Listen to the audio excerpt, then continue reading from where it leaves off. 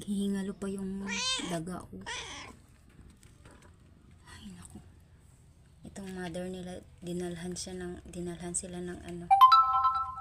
Dinalhan na naman sila at pinapakain. Kaya malaki yung mga tiyan nito eh. Alam mo? Malaki yung mga tiyan ng mga yan.